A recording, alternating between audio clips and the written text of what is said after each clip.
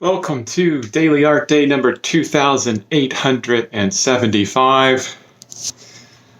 I'm a little out of breath because every 20 minutes I do some burpees or some type of movement. My timer just went off, did some burpees. Awesome. Got tons of energy today and super fired up because Buffy is finished. Yeah, I love the background that I did with her today. Finished the arms up, got the background in. Got wonderful sleep last night, so I was able to really bring the focus into the drawing today and just knock it out of the park today, really. And it's not even 8 o'clock yet. Awesome. So I want to talk to you about the technique that I use to, you can see how it's burnished here. The technique I use to get these kind of faded tones around the drawing. Because it was white before and had to be really careful not to screw up the very careful hatch marks that I use everywhere, but I had to scrub in this tone so I can get that kind of look in the background. So something you can do whenever, I'm going to come over here, whenever you sharpen your pencils, or whenever I sharpen my pencils, and I have many different types. I have, your Staedtler pencils, and then I have these monolith pencils, and I also have, I forget the company that makes those green ones, Faber-Castell.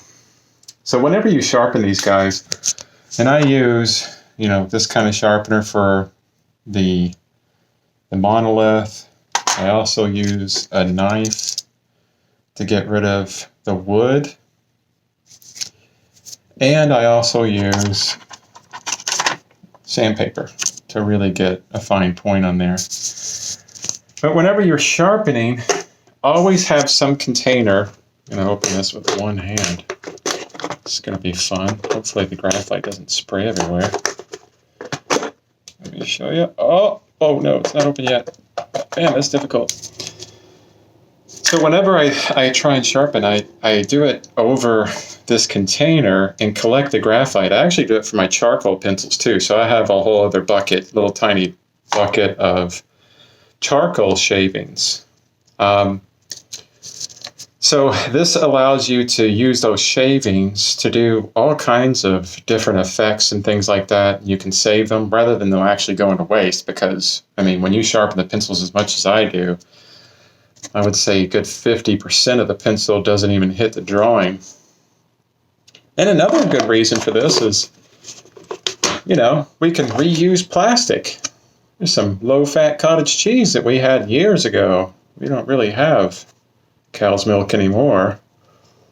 So we save the containers. We use them for things. So help the planet in that way is a good thing. So I use that along with this chamois here. Chamois is like some kind of fabric or something. It feels kind of like skin-like. It's weird. But anyway, I don't know what they're made of.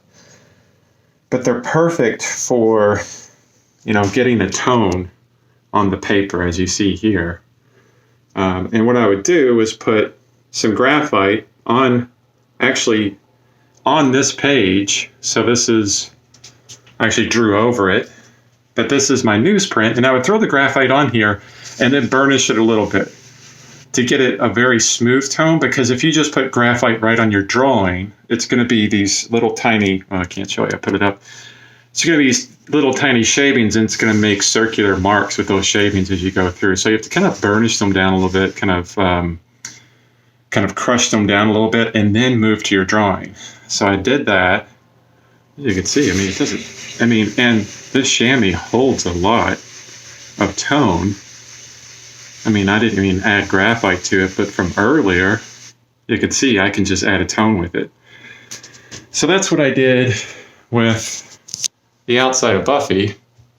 Her background is I burnished the tone in there with graphite using graphite shavings.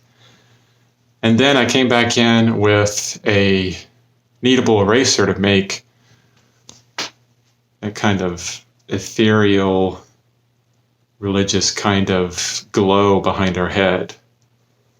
Yeah, the one thing that, let's see if I can try and get glare off of her in some way so you can see her. But probably not. The one thing that I wanted to portray with Buffy, spoiler alert, she dies for her family and for the people around her. She has this kind of really benevolent type of aura. So I wanted to connect a little bit to other benevolent beings that we in, Western culture are familiar with, Veritas and all kinds of things like that. So I had this kind of glow behind her head, maybe magnet, like Mary-esque or something like that. So yeah, that's one tip. I don't think I described it the best, but that's how you do it. Well, at least that's how I do it. So hopefully you can use it in one of your drawings. Just burnish in some nice real tone. And then you can check out my extended gestures. These are 5-minute gesture studies that I did today for 15 minutes from The Natural Way to Draw book from Nicolaides. Awesome book. Love it, love it, love it. And that's all I have today. I'm really happy that Buffy's finished. Added it to the wall. It's growing a little bit at a time. Daily art. This is what it makes. Until next time, keep creating.